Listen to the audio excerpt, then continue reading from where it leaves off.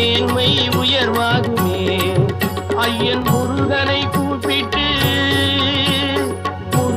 கூப்பிட்டு முறையிட்ட பேருக்கு முத்திய வினை தீருமே. முருகனை கூப்பிட்டு